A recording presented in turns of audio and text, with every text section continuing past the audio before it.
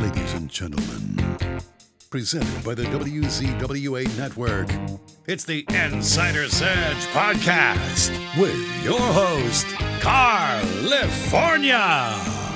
Ladies and gentlemen, welcome to the Insider's Edge Podcast here on the WZWA Network. I'm your host with the most on the West Coast, California in Fury. It's a joy to be with you all once again. And speaking of a joy, right here, right now, everyone, I am so pumped up because I have the opportunity right here to talk to the longest reigning ECW Tag Team Champions in history. You all know who they are. It's the Super Destroyers. It's Doug. It's AJ. How you going, boys? What's happening? All right. It's live, baby. It's live. Talk to me, AJ. You're always live. What's up, brothers? It's a pleasure. It's a pleasure. It's great to have you both on the show. So this is how it's going to go, guys. When I ask a question, I'll get one of you to answer it first, then go to your tag team partner for their answer as well, if they have anything else to add to whatever the story may be. But boys, great to have you on. Super Destroyer 1, Super Destroyer 2. But I have to ask the usual question that I always ask everybody on the show. And we're going to start with Super Destroyer 1 here, AJ. How did you become a wrestling fan before you got involved in the business? Oh my God. You know what? Back in the day, I'm Italian descent. My grandparents were from Italy and they used to watch Saturday nights, Saturday afternoons, Sunday afternoons, all weekends with the wrestling. And of course, Bruno Sammartino was their favorite. So that kind of stuck with me for quite a while thinking about it, because as kids, that's what we would do. We would watch the TV and watch the wrestling. No, it didn't really do anything, actually. So when I went to high school, I became a wrestler, and I was pretty good, actually. And I was in a 180-pound division. And like I said, I was pretty good, athletically inclined.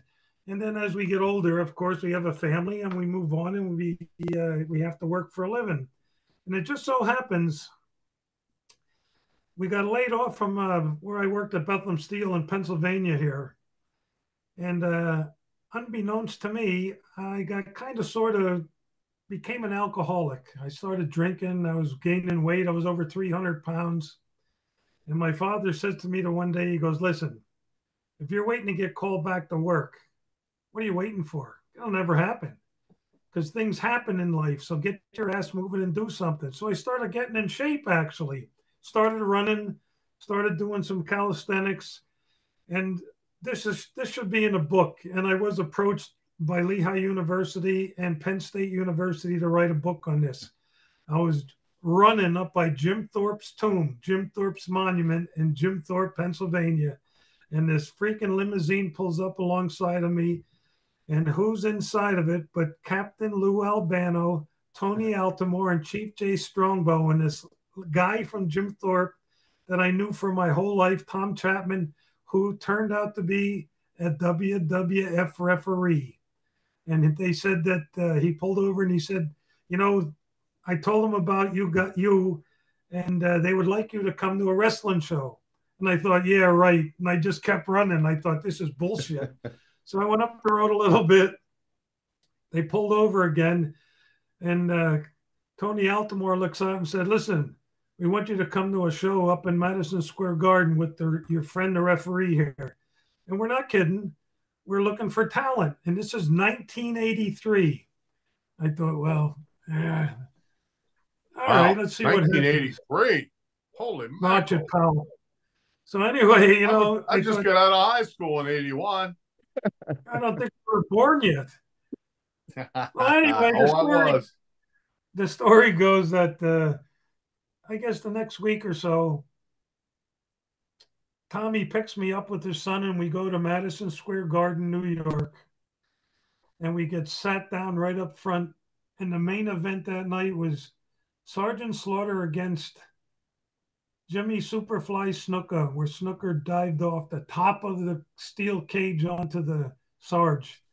And afterwards, Tom came down and he took us to the Radisson Hotel and met all the guys there. And I thought, well, this isn't too bad. But then, of course, we didn't get the hell home till 2, 3 o'clock in the morning under the weather. And I thought, well, that's what's going to happen to this. Next thing I know, a couple of weeks later, Tom calls and says they want you to come to Agricultural Hall in Allentown, Pennsylvania, where they did all the television taping. So I thought, okay, we'll get there. So Tom picks me up alone. We get down there, takes me in the dressing room. Who do I meet?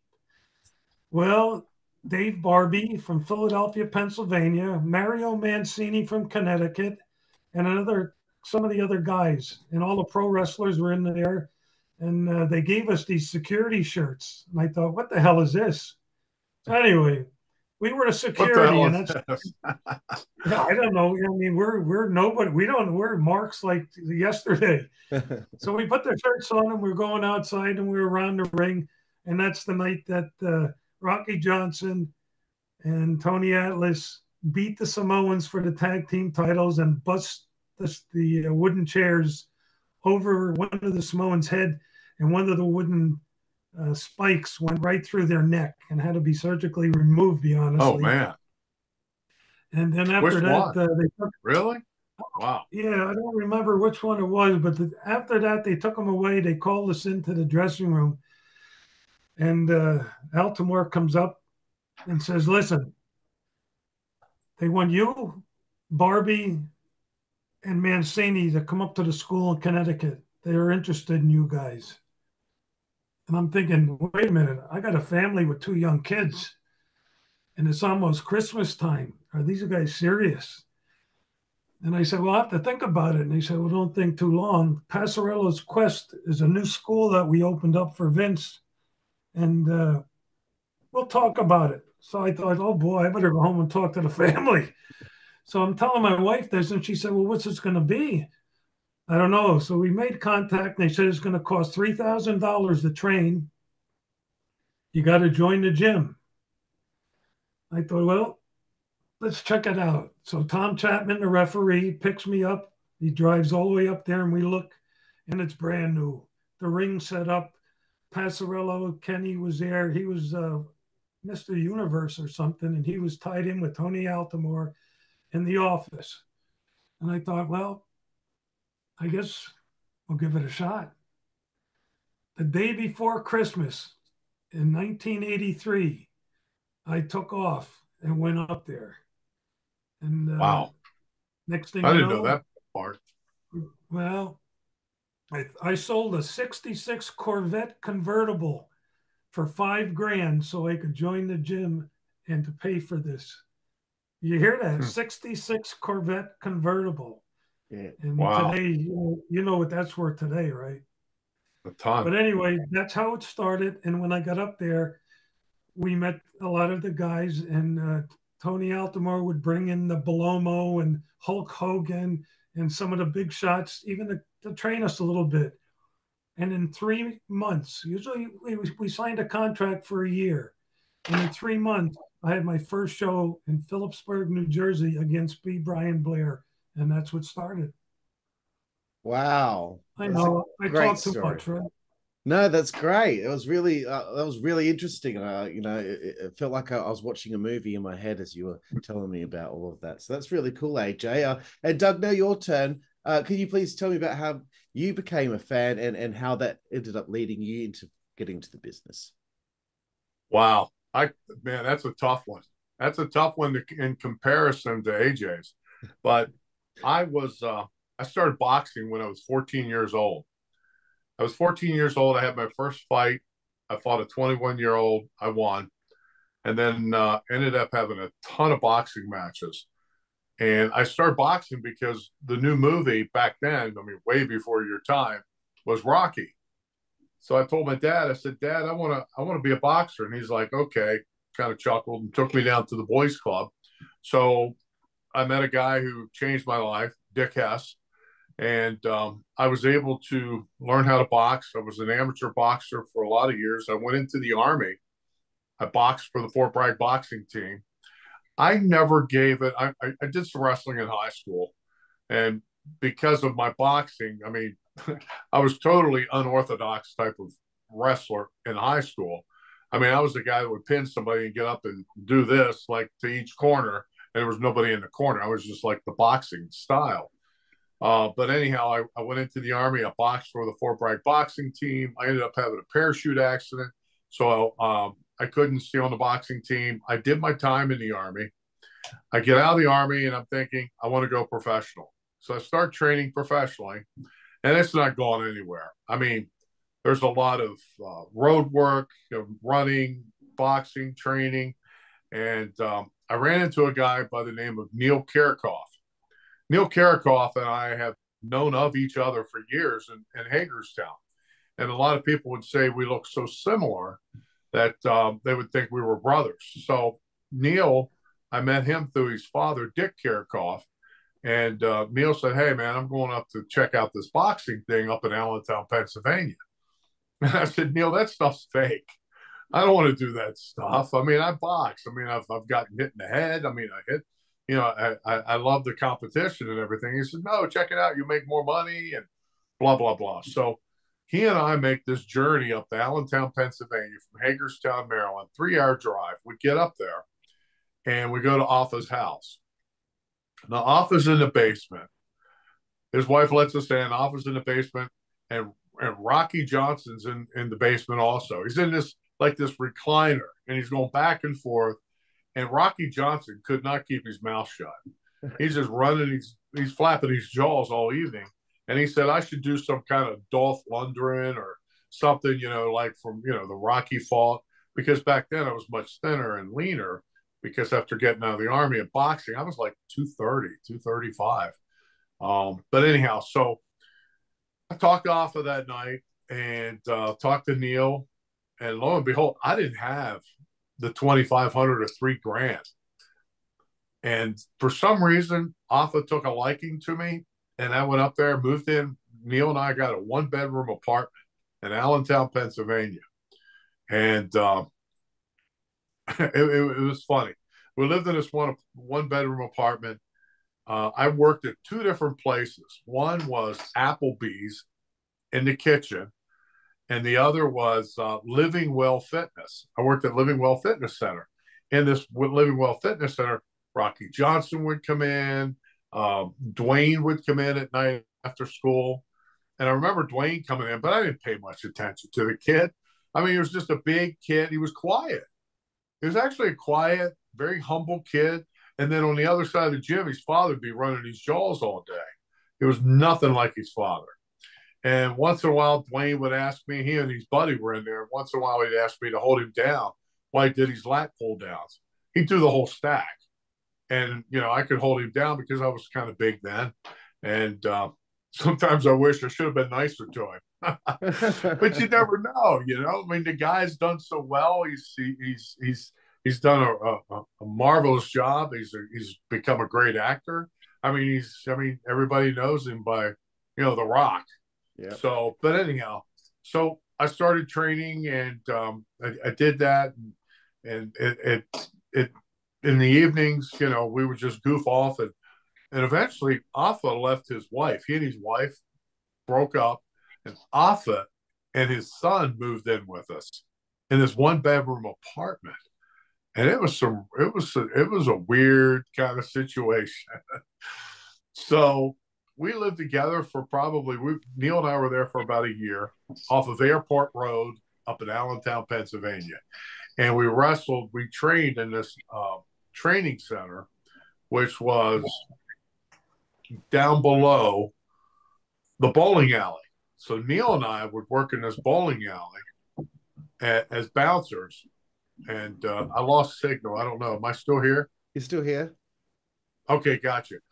Neil and I would work as bouncers at this bowling alley. That's how rough it was. And I don't know. But the training center was down below. And I remember one time making a commercial with Offa. And they come in, they filmed this, and Offa come out of this glass door and accidentally kicked this glass door where we had this gym. And the whole thing just shattered. I think it was caught on tape, but it was an interesting life living in Allentown, Pennsylvania. And then I got to travel. And then I got to travel with Alpha. I got to go down to Pensacola, Florida. We got to go down there. And because Sika was living in Pensacola. And then we stayed down there for a month at a time.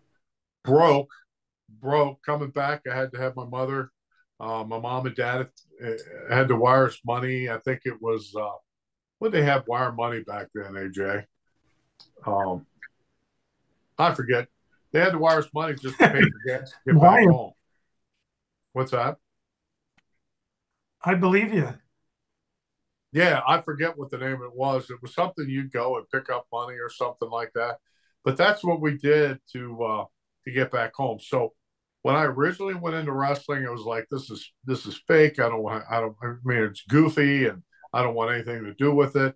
And then the next thing you know, I love the business and I started doing it. And I started selling cars because I wasn't making a ton of money and I really didn't get anywhere.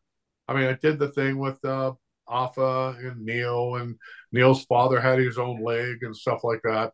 But what happened later on, of course, is I get a call from AJ, and AJ was looking for the second destroyer. He had some things going on with, was it Ron Shaw? Ron Shaw, yeah. Yeah, Ron Shaw was kind of done with the business at that time. You called me, I went up, we did our thing, and the rest is history. Wow. Yeah, and then we brought in Hunter Q. Robbins III. Yes. Yes. Absolutely. Our manager. Absolutely. I've actually got that written down to ask about him. But Kmart suit. I want to hold off on Hunter at this stage because there's a few other things I want to get to before I start to really sink my teeth into some Super Destroyers talk. AJ, 1984, right? You start working with the WWF. I've got a list of guys here that I'm going to bring up that I've seen that you'd had the chance to work with. David Schultz, Iron Mike Sharp, Rocky Johnson, Blackjack Mulligan, Barry Windham, Tito Santana, Hillbilly Jim, JYD, Rene Goulet, the Bulldogs, Snooker, Piper, Orndorff, Pedro Morales, George the Animal Steel, all the way until 1986. There's a lot to unpack there, AJ. But can you tell me any stories of this time period and anything that you could bring up through these years of working with all these tremendous people? Wow. Is it that many? And there's ones that you don't even know about. Yeah, there was a lot that I left off the list too. Well, you know what? In the beginning years when I first started, they put me under a mask in Madison Square Garden as the assassin, along with Jardine, which was, what the hell was he went under the hood? Al Jardine. Oh my God. The Spoiler. Okay. Against Barry Windham and Mike Rotunda. And that was my first induction, actually one of the first matches that we had because they needed somebody. And of course, we got our asses kicked in a couple of minutes. And I got one of those kicks under the mask and they busted my jaw. And I started bleeding. And they brought us back in the dressing room then. And Lou Albano comes up and says, "How you doing, kid?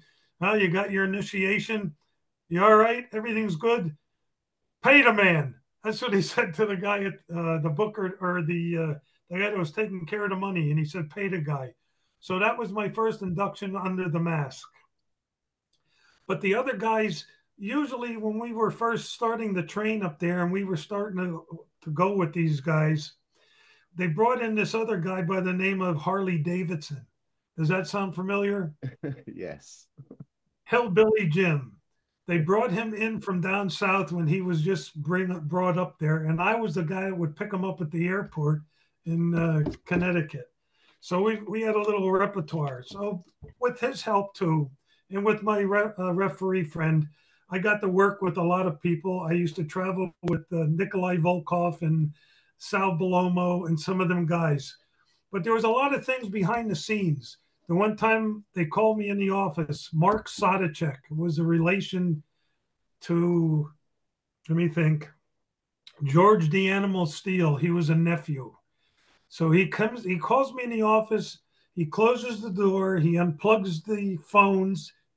He puts towels under the doors, close the windows and shades. And I'm thinking, what the hell's going on here? Right. I'm getting a little worried here. He says, listen, he said, we got something cooking here. There's a radio station upstate New York, B104, and it's like a bumblebee. And they got a great plan here that Vince is high on. They're going to give us free publicity, and they're going to do all this newspaper stuff and the radio stuff, that a mafia kingpin died. And in his will, he left all hotels I love and this. all this craziness. And at the last thing, they owned a professional wrestler by the name of Fracture Fransberg. And we would like you to portray the character, which I do have to this day, a picture of myself in this outfit with, they had a guy dressed up like a mafia kingpin with the pinstripes and the stogie. And they had the operator of the radio station, and they would walk me out to the ring. And guess what? I never lost. And I was beating guys like Jim Powers, S.D. Jones, and Rene Goulet and those guys, but they couldn't tell who I was. They couldn't say. And here I am, a nobody for nowhere. And I had this hand, a glove that was made almost like a heart punch thing. And Rene Goulet went ballistic when he seen it. He said, that's my gimmick, and I don't want him. He's nobody from nowhere. And all of a sudden, Gorilla Monsoon come out and he said, listen, Vince wants him to do this. This is the new thing. We're getting all this free stuff. So he's doing it. Bruno Sammartino comes out of the dressing room and says, no Italian's going to be dressed like a goddamn Kaczynski. And I thought, man, I'm getting fired already. And I didn't even start yet. But then Gorilla Monsoon calls Vince up at the office at night, or his private phone, and says he's doing it. He tells them all, you just do what I tell you. And he did it. And I did it for quite some time. And that's another one of those where I actually learned my lesson here. I don't see it hanging here, but I got it here somewhere. If I can, when Doug takes over, I might quick show. Oh, I can't show it to you. But anyway, that was a Fracture Fransberg. And when I went over to Australia on that tour, they gave it to Mario Mancini, and then they killed it because there was a hell of a difference between my size and the way I looked compared to him. But anyway, that all transpired into the tours overseas. Some of the people that I beat that they wouldn't show, or the confrontation with D. David Schultz after he busted Mario Mancini's face. And then I had to have a confrontation with Dr. D. And he was a little concerned because when I had a match with him down at the Philadelphia Spectrum, and he punched me in the face and I wouldn't go down, all hell broke loose there again. I thought we were getting fired. But we learned a lesson. Tony Altomore actually stood up with us and said, when we trained you to go head to head with anybody, and you probably could beat anybody. And then, things got a little opened up for us. We did some tours of Saudi Arabia, New Zealand, Australia. So we did okay. I'm sure Doug went on a few trips too. Yeah, very I did. Cool. Yeah. And I was going to throw it to Doug now because I was looking at some of your early career, and I'd seen you'd worked with the likes of the Fantastics, the Steiner Brothers, Tim Horner, etc.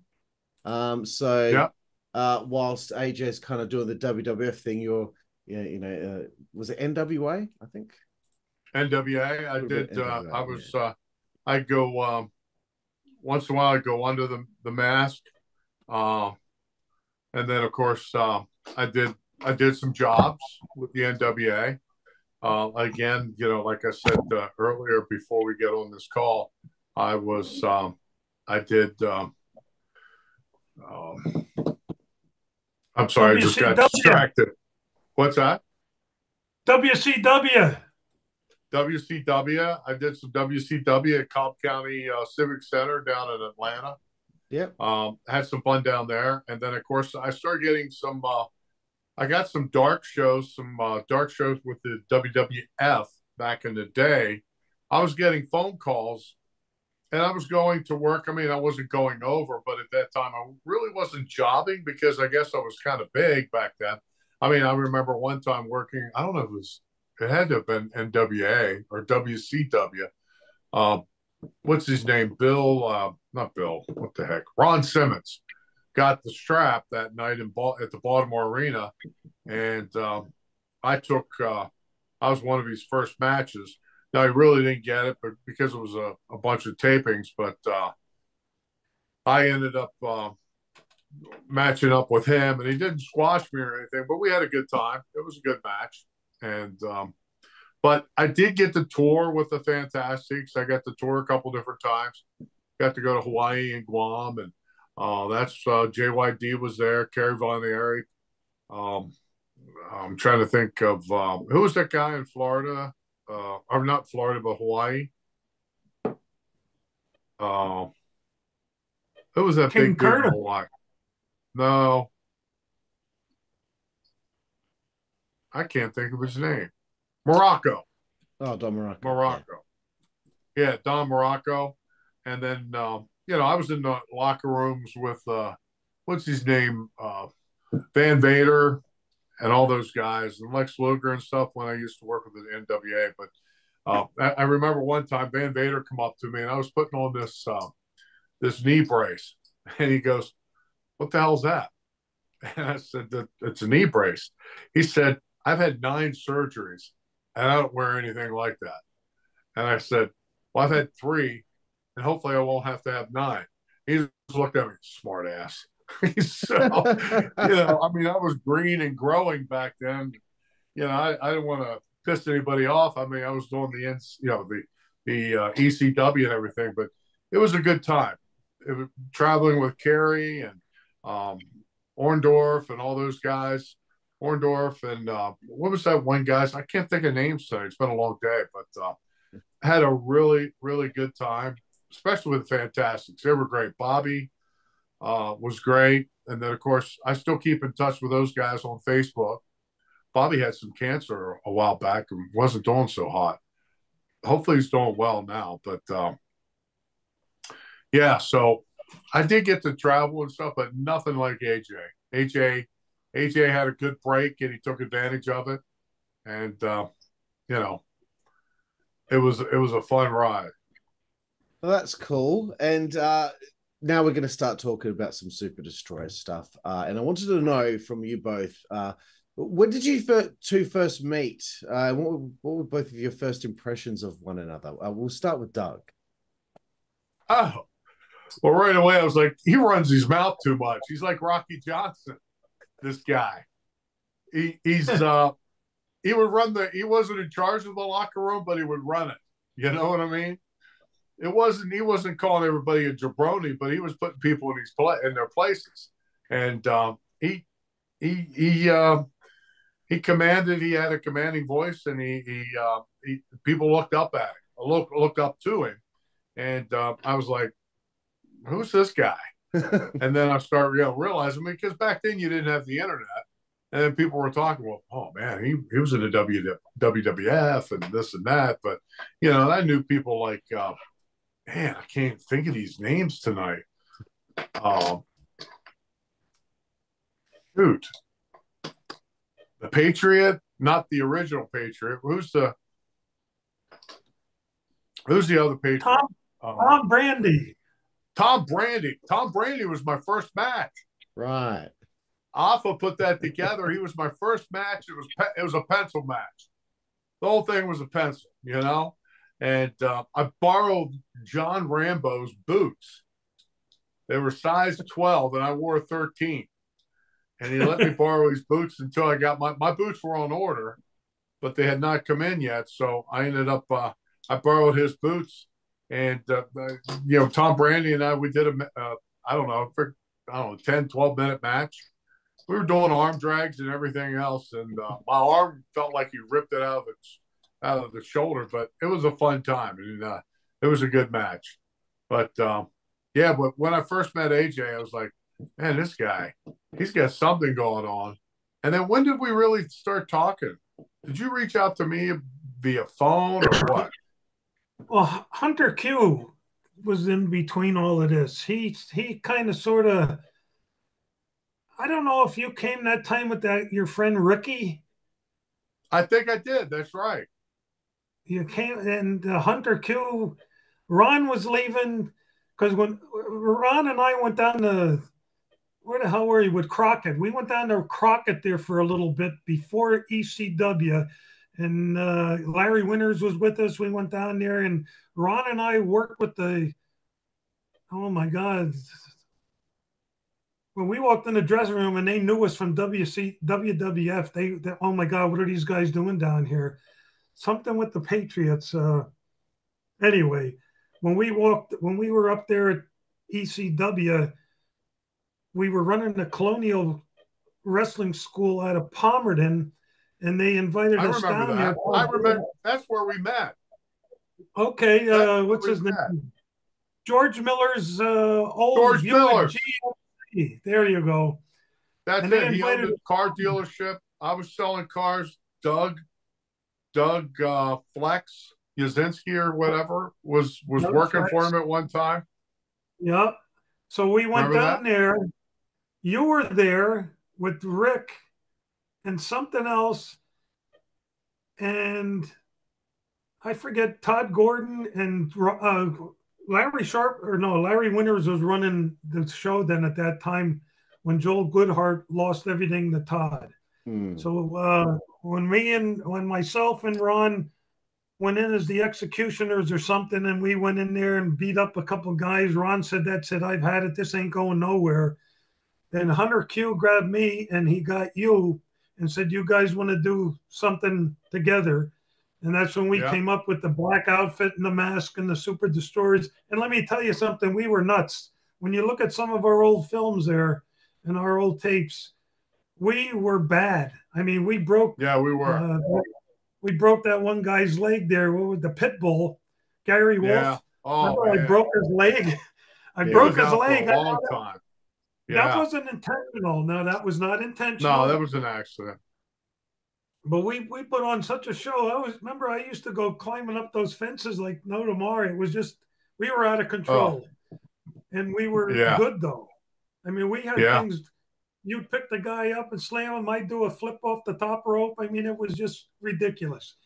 But remember then they brought the NWA guys up with Gil, and we beat them. We held 2 belts at one time. Barry Hardy. What was it? Wayne NWA. Gill and Barry Hardy. Yeah, they were big jobbers for WWF. Yeah. And super nice guys. Super good guys.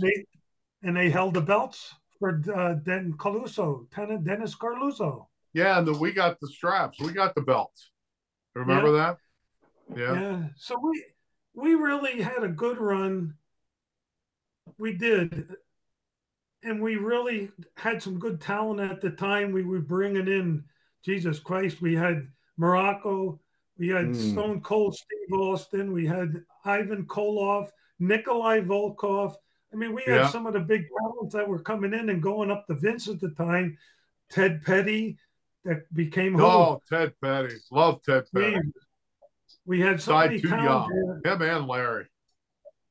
And then we had the fights in the dressing room with Hot Body, with bad things going on. And they'd bring in Eddie Gilbert, and they'd bring in, oh my God, when you think back, Crockett Boys, remember they brought the whole Crockett clan up there to help Todd out. And then they really ruined it by bringing you-know-who. Paul. Yep. Once he come in and he sat us all down saying, "You guys started this, we're going to take care of you," we saw the writing on the wall.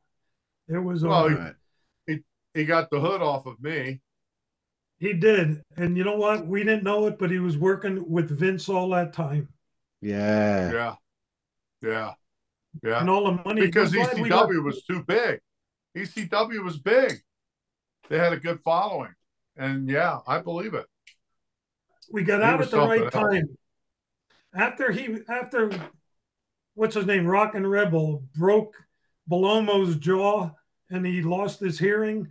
I was at the meeting that Sal called. Well, I brought Sal in, and I brought a couple of the Samoans in, and I even said to Sal, let's go to a meeting and see, because maybe, you know, they'll pay for this.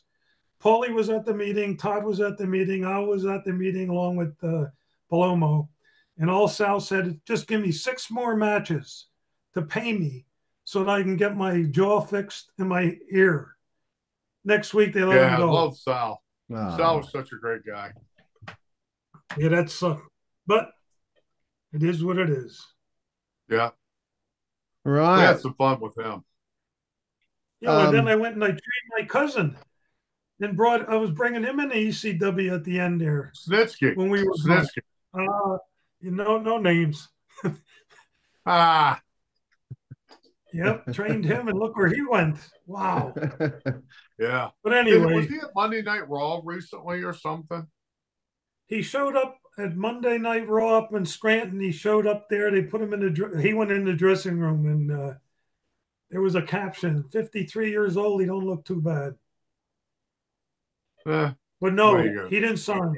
He didn't go with them. No, they're not. He didn't sign up. No, now that they're bought out by the Arabs and Dana White and them, forget it.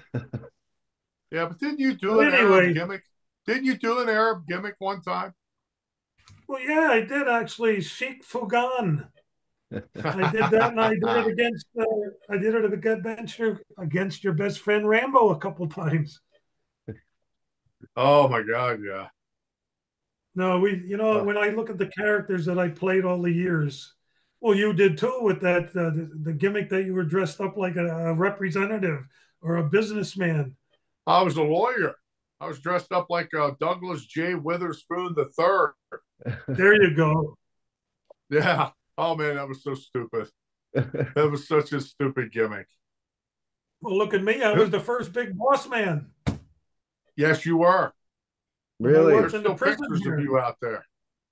When I was working in the prison here, and Vince came and took pictures of me here with the PR-24 and the outfit with the badge and that.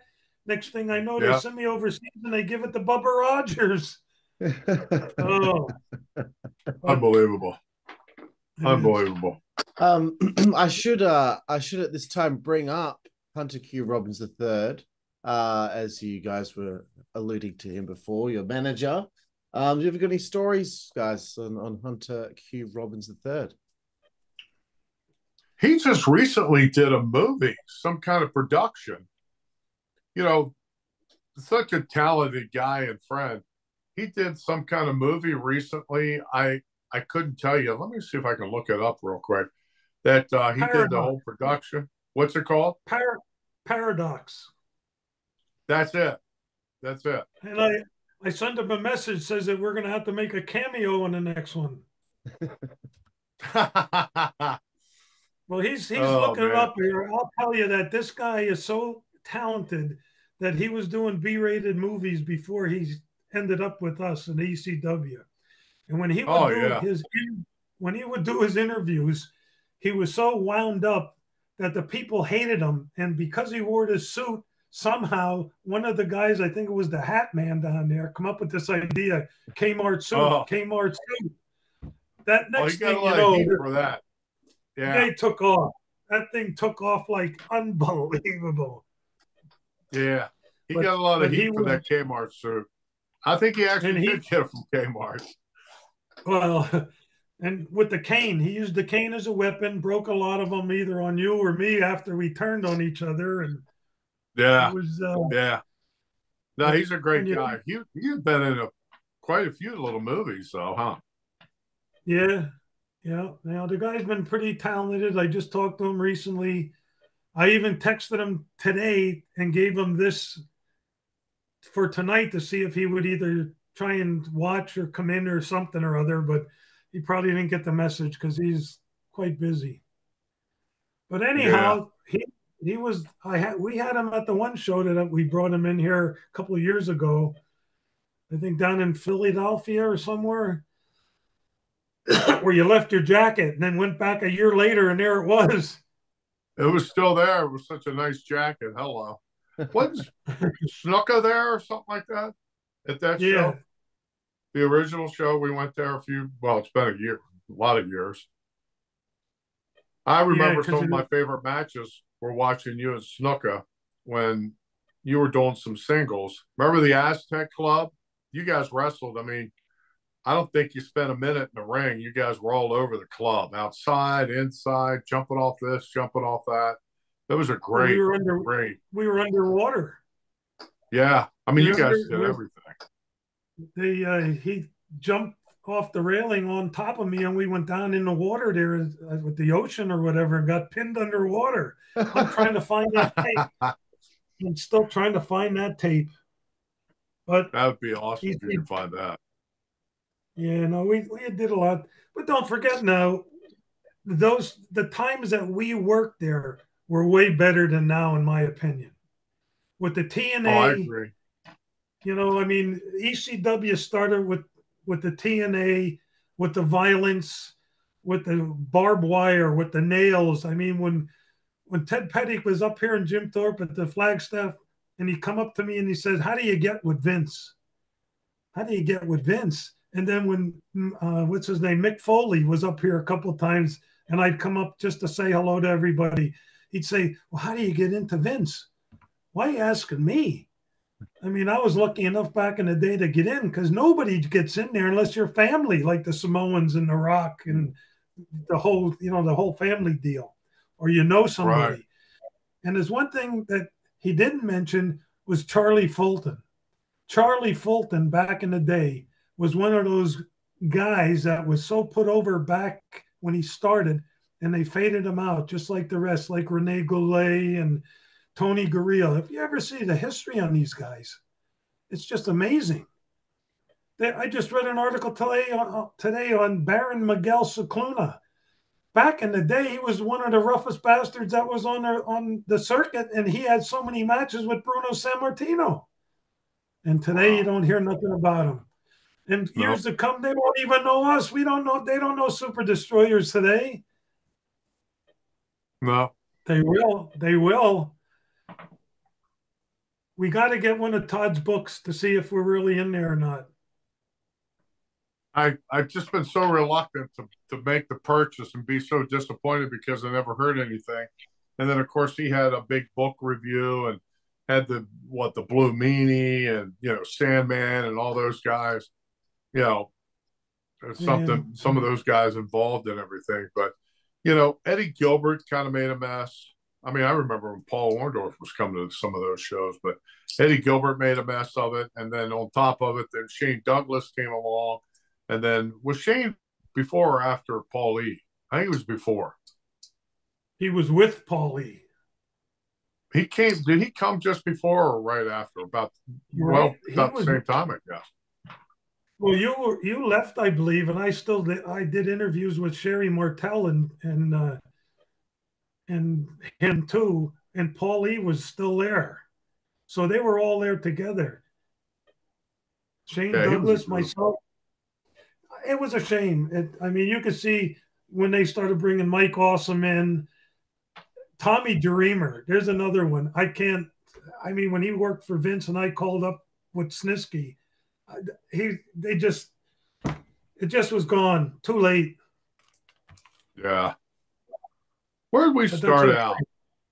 Where did we do that? Michael J. Schmidt's Sports Bar down on 8th and Market. No. Was it? I think, did we start there? I thought we did.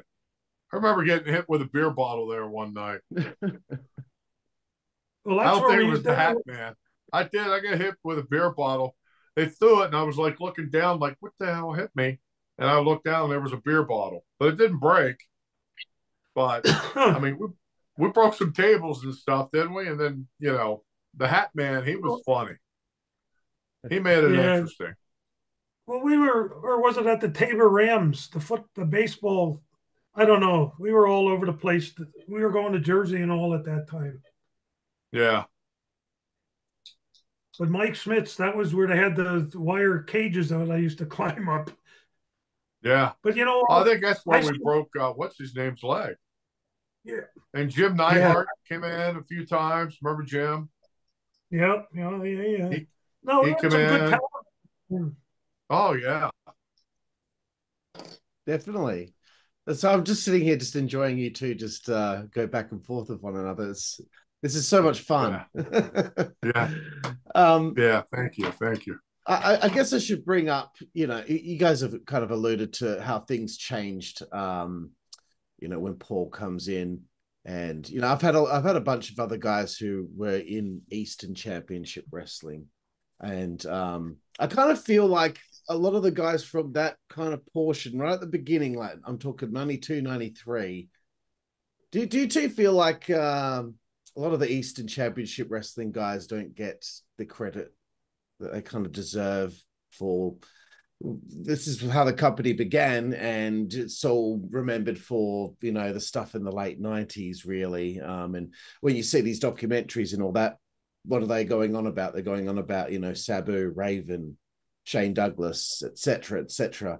But I always feel like the Eastern Championship Wrestling guys kind of get lost in, I don't know, just in history because of, I guess, WWE and the way that they put their documentaries out, the narrative that they put out. Do you guys feel like you don't get the credit, or are you and the other guys that you worked with back then the credit you all deserve? Well, I know AJ's got some things to say, but I'll start out and say, no, we don't get the credit. And there's a lot of guys that didn't get the credit until you start doing some stupid stuff. And I don't mean, there's talented people. Then there's people doing stuff that, really wasn't wrestling. It was bar fighting. It was, a lot of gigging, a lot of cutting, a lot of, barbed wire and trash cans. And, I remember, what was his name? Glenn, cut his skull wide open with a trash can. Someone took it over his head, had to have several tickets, stitches. Remember that?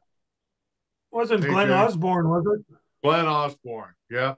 And no, I do think that, we were the foundation. And then what they started doing is to get more, obviously some more exposure, some more risky type exposure, making it instead of, at that point, when they have strippers working there and pulling their tops down, then it wasn't family. It wasn't, to me, it wasn't as much fun, because then it was just like, let's see how far we can go and see how much, the shock, it's kind of like a shock jock, see what we can do to, create a different audience. And I think, what we were doing at the time with, we were brutal. We were setting the stage. And no, I definitely know we're one of the ones that didn't get the credit, along with some of the other talents. Sandman went on, but Sandman's a Sandman. He did his thing. I think of Sandman kind of like a raw Steve Austin, if you will, drinking a beer, but I think he did it in real life, and probably still does. But drinking the beer, drinking the booze, coming out, all lit up and everything. And then JT, whatever happened to JT, AJ? Remember him? He did some high flying stuff, and we were just all trying to outdo each other. Who did they bring in? He's been dead for a long time. I'm trying to think of his name. His real name's Brian, and he did like some Brian British Pillman? rocker. What's that? Brian Pillman? Axel Rotten.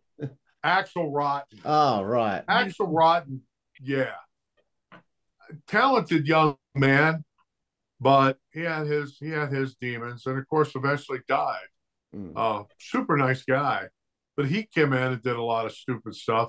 And by that time, I think Ted Petty had died. He had a heart attack, and of course Larry Winters died and stuff.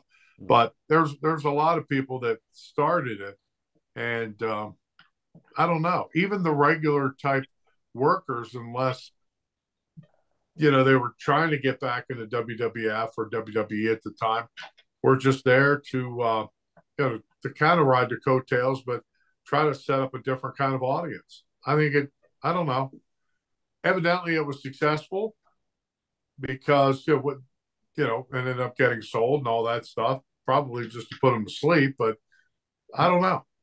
What do you think, AJ? Oh, you really want me to get pissed off? Yeah, I am getting pissed off, because when I hear and see these guys saying, yeah, we're the ECW originals. Well, where the hell were you in the beginning? How could you be an original if you're not there? I just had it out with one of the guys online here recently, and they said, "Are you calling me out?" Brother, I'm 72 years old, and I'll take any one of you anytime, any place. And he said, well, we were there too, but we weren't there in the beginning. Yeah, you were the ring guy that traveled around the country and became a wrestler then. I get it, but you still weren't an original. And I hate when somebody does that because we set the foundation. Where were you when we were Eastern? Where were you when Joel Goodhart was running it? Tri-State Wrestling. We were there. Where the hell was everybody? Yeah, Todd really took over and made things happen. And we didn't know what the hell we were doing. I'm not going to lie. Next thing you know, ECW is one of the third biggest companies in the world. And how the hell did that happen? How did it happen? Hey, Paulie took over. And how much money did he owe everybody? And I mean, Bam Bam Bigelow told me he owed him a ton of money. I mean, the guy that dressed up with the shorts, oh my God. I can't think of his name. He's dead now. Van Dam? Was that Van Dam or something? Or no, he dressed up like Mick Foley all the time with the cut-off jeans. He's dead now. He used to go to Japan for Paulie and get all the money. Oh my God. But anyway, you think about all of this. Yeah, they did what they had to do. Did a lot of them get hurt? The little Spike Dudley. How many operations did he have? How many cadaver pieces did he have put in his legs because they beat the living shit out of him? Right. All these little guys. So did they go there to watch them get hurt or somebody die? And how many, they don't say about one of the guys that died in the ring and drug him back to the dressing room and had to get him shipped back to Pittsburgh. Nobody talks about that stuff. Why? I don't understand. So am I pissed off that we don't get recognition? I'd like to see the book and say, yo, the first two-time tag team champions, Super Destroyers, that paved the way. And if you saw some of the remarks now that somebody put in about us, they said that they think the Dudleys held it longer than we did. No. Well, they might have different times, but not all at once like we did, 280 some days. That's okay. 283 days, yeah. Was it? So, you know what? We're old now, and it's okay. I still dabble. I don't know if he wants to dabble anymore, but I still dabble. And that's something that they could never take. Let's go, baby. Let's go. I'm working on it down in Philly with Jose. Let's go. But yeah, one or two left. They could never take it away from us. Never. Remember I told you that time they wanted us to go up to one of the induction ceremonies and they were going to pay us a lot of money. And I said, there's no way. All we got to do is get cleaned off or get jumped on the national TV. You can kiss our reputation goodbye. And that ain't happening. It's all about the reputation. Absolutely. Yeah, like they did with Snuka that time when his own Samoan family beat him up there going down the walkway. I remember, and that is not happening to me. Sorry. Hey, how about, I was going to say, how about Alpha? Did Alpha just turn 80? 82, I think. Something like that. Wow. I believe. Yeah, I seen that. Well, it is what it is. You know, we did what we had to do, and I watched one of his programs here with the Disorderly Conduct. So there's a group that we've never even seen, and some of the guys that we pass in our, on our tours and all this stuff that we ever did. I'm sure you went over to Seas with Dick Kerkhoff. You saw different people over there. Even when I went over to Australia with Vince, we found a guy over there by the name of Sergeant Greenwood, brings him back, and he's Outback Jack. No way. Holy shit. I'm thinking, I had to come back and work and train him then. Oh man. I'm sure he knows him. How do you pronounce your first name? Mine? Yeah. Well, it's Carl, but my stage name is California. California, baby. Cali, baby. Cali. Well, I'm sure you heard of Outback Jack. Yes, for the longest time, he was the most well-known Australian wrestler that I could think of. But nowadays, I don't know how many Australians are wrestling for the big company at the moment. So yeah. Right. Yeah. Well, back then they were using the movie there, Crocodile Oh. Dundee, and that's why we brought him back when we Yeah. were doing that tour back in the day. And you've seen that folder there at Perth, Adelaide, Launceston. Yeah. We were Sydney. We were all over the place. And I'll tell you, a great country. I loved it over there. And our money was twice the value of yours at the time. It was great. Yeah, it's been a pain in my butt that currency difference between our countries. Yeah, no doubt. No Yeah. doubt. What were the big topic questions that you had on your head? You know what, I really did want to ask about the mask versus mask match at Ultra Clash, 1993 between the two of you. And I guess you guys both kind of mentioned a little bit about it too, and how things were changing. And I've had other guys on the show say that once management changed and Paul came in, the Easter guys were cast aside, and he brought in his own people that he wanted there. But how did you two feel after being longest reigning ECW tag team champions of all time, had the belts twice, and now you're going to be split up here, and you're going to have this mask versus mask match to end the team in ECW? I felt like ahead, a chump. Yeah, I felt like a chump. I felt like, well, when we went, found out, this is the gimmick. This is what's going to happen. I felt like, well, this is the end of the Super Ds. Obviously, they talked about, we're going to have we're going to break you apart, and then we'll have a storyline to get you back together, because Hunter Q was a big part of that.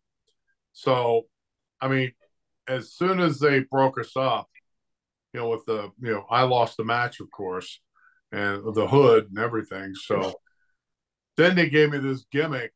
I don't know, what was it? Mountain Man or something stupid? Lumberjack. And my finish was going to be the heart punch. And I can still to this day, seeing how Paul Lee was showing me, this is what you got to do. You got to telegraph it. You got to really show this is your heart punch. Boom. And, they had me standing on a box doing an interview. I mean, I was 6'5" at the time. They had me like 6'10", 6'11". And I think my first match, which was, I think I was done. I was just like, I don't even want to come back. It was with Larry Winters. I don't know if you remember that, AJ, but I did a match with Larry Winters. I don't even know if it's even out there. But I was pretty much done. I don't even know. It's kind of like when the WWF was calling me for house shows. They were mostly dark, like Maryland, Virginia. After a while, when you stop saying, "Oh, I can't make that show. I can't make that show," they stop calling you. And that's kind of how I kind of backed off on that. And I don't know. That did me in after that. After everything we had done. Right, and how did you feel, AJ, about the team being split up at that stage? Because it seemed like after the split, you guys both weren't there much longer. Oh. Well, to be honest, you did some singles. Yeah, we did well, you know what happened to him happened to me too. Paulie pulled me to the side and he says, "Look, we know we can't take the mask off you." And he said, "We're going to run you against some of the bigger shots."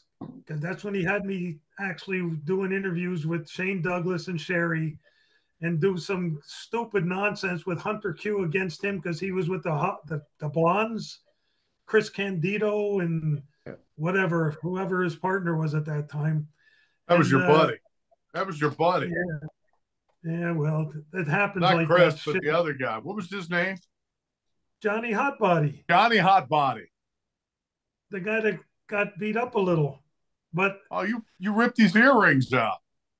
Oh, you don't piss an Italian off. You ripped these right? earrings out in the corner. That happens. Man. But anyway. And then you did it in the locker room. Well, if you wouldn't have held me back, I think we would have had a No, obituary. it'd have been ugly. Yeah, You'd but still anyway, be in but jail. you know what?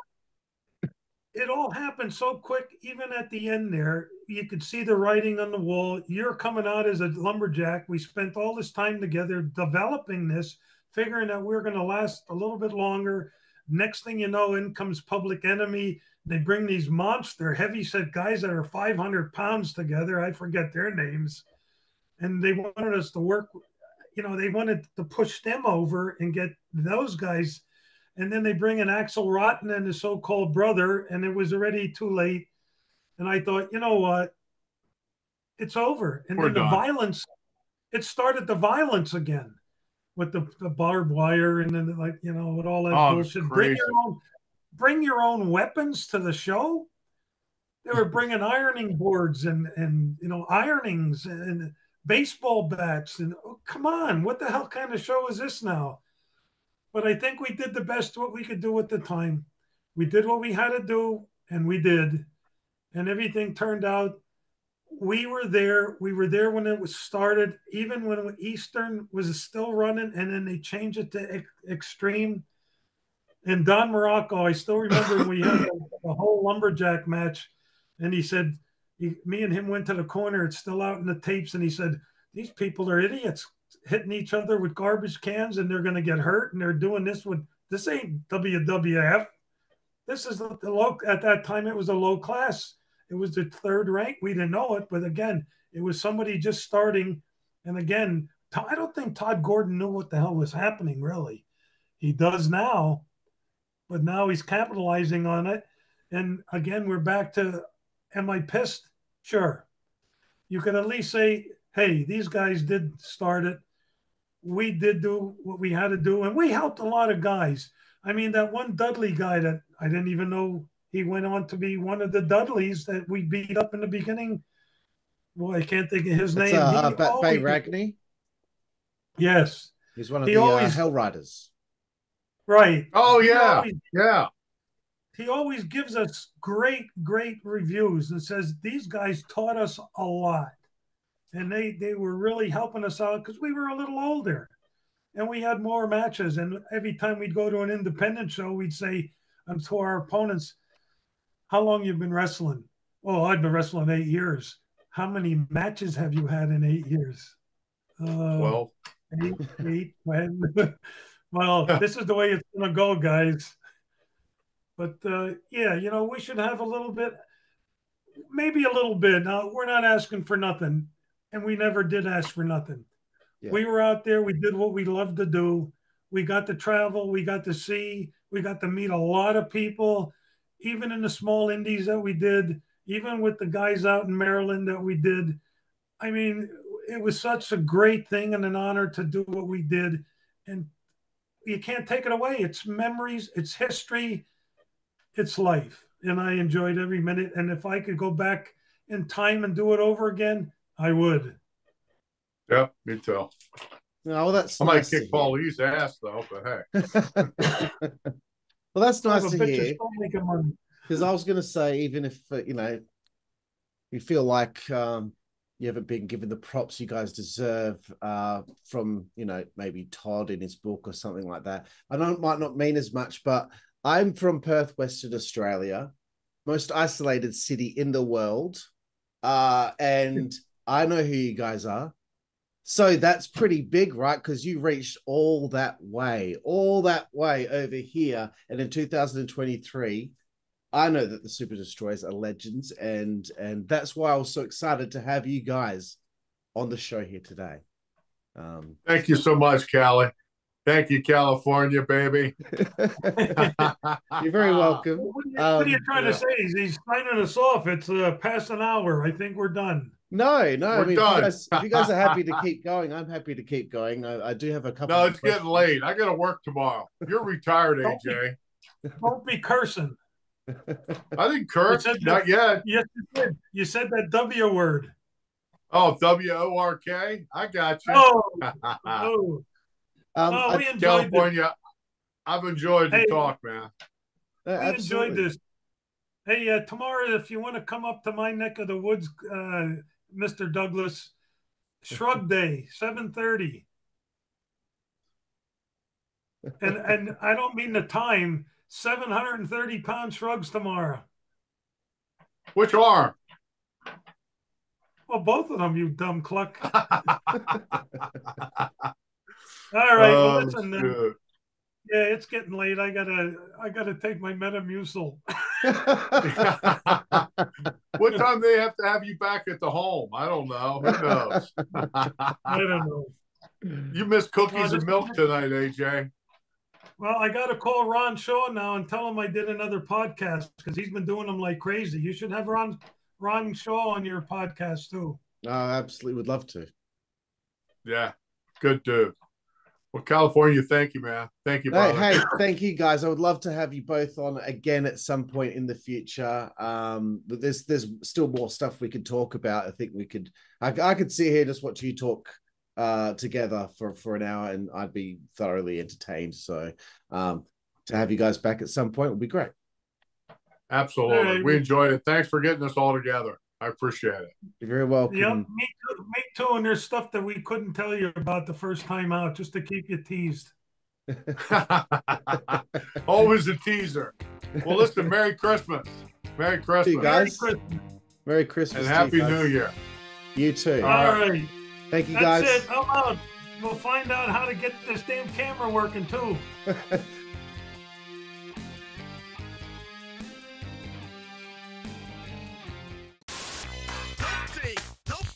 Network, that's the way we play. Good God Almighty. Dope Network, that's the way we play. Get puppies.